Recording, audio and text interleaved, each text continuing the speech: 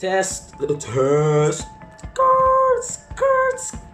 Functionalists see society as built in harmony and consensus. Therefore, they agreed in welfare state because they seen it as a help for the as helping the family to do their function in the society more effectively.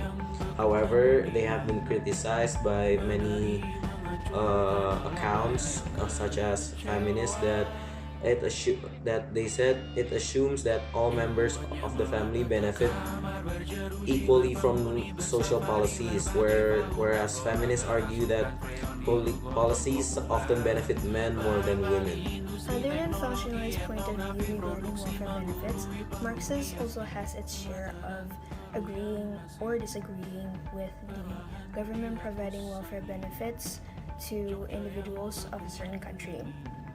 First of all, their point of view is that they disagree with government providing welfare benefits, and they have several reasons to support their judgment towards welfare benefits. The first one is that, according to them, the existence of welfare benefits softens the harshest impact or effect of the economic system, and so reduces the demands for radical changes. Second, welfare benefit gives the impression that the system is unjust than it actually is. And the last one is that welfare can be seen as a form of bribery, and it makes revolution less likely. They have several suggestions to counter the existence of welfare benefits as well. According to them, it is better if there are no welfare benefits, because this would make the unjust nature of the system clear to everyone and lead to the demands of changes. The armed services themselves have fostered a new awareness among their members that the country they have saved from defeat belongs to all the British people. This is our country, and if there is injustice, inequality, it's our fault for allowing it. Why not write your MP about it? Yes, that's just it. We've got a parliament, and it's up to us to say who goes there, and to make sure they do the job when they get there. Conservatives, liberals, labourites and minor parties have joined in supporting government-sponsored programs for post-war housing and health, for social security and education. Today, even our children are being encouraged to take an active and critical interest in planning the reconstruction of the towns and cities in which they live.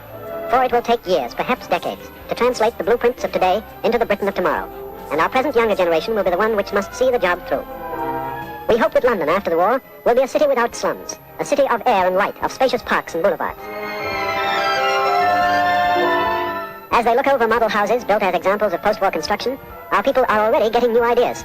We can make it better than ironing board, can't we? There's enough ironing board too. All right, close up. We'll make plenty of space there. Would you like to make some coffee now? Oh, gee. The government have announced their plans to establish a national health service, so that everyone may be provided with up-to-date medical care.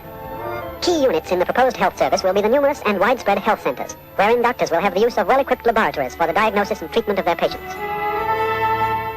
Among the most comprehensive of the schemes proposed for the Britain of the future is that of Liberal MP Sir William Beveridge, whose plan for social security is predicated on the assumption that freedom from want can best be achieved through cooperation of the state with the individual.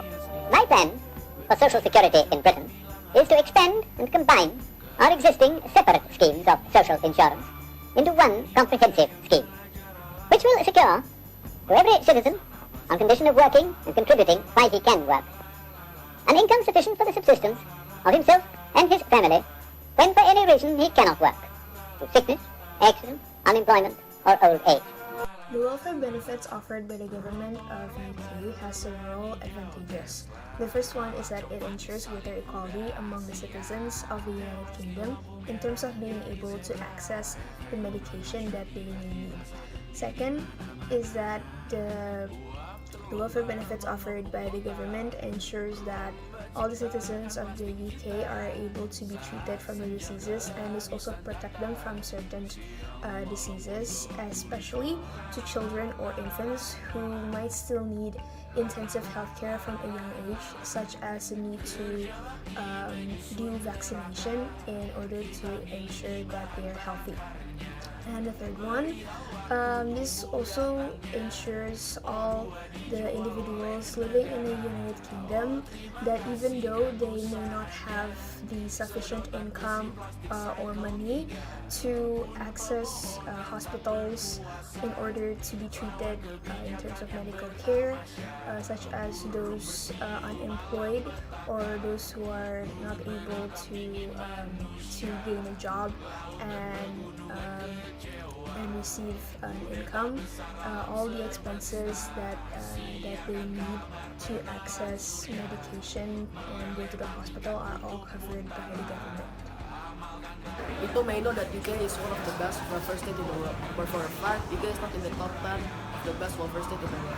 And most of the UK's money in the welfare state is most spent on the social protection, which is around £190 billion. But the question was very clear. It was, does Britain need an alternative to austerity? This question was basically put to the British electorate back in May, and the answer was resounding no. There was a statistic I discovered a few years ago that I was blown away by.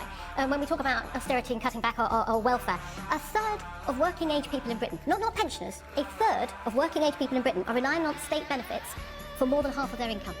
Now, I believe in the welfare state. I'm the daughter of an NHS GP. I love the welfare. I love that we're a civilised country where people who are disabled or people who have fallen on hard times or are sick get help from our state. And in some areas, I think the Conservative government's doing the wrong thing, cutting some of those benefits.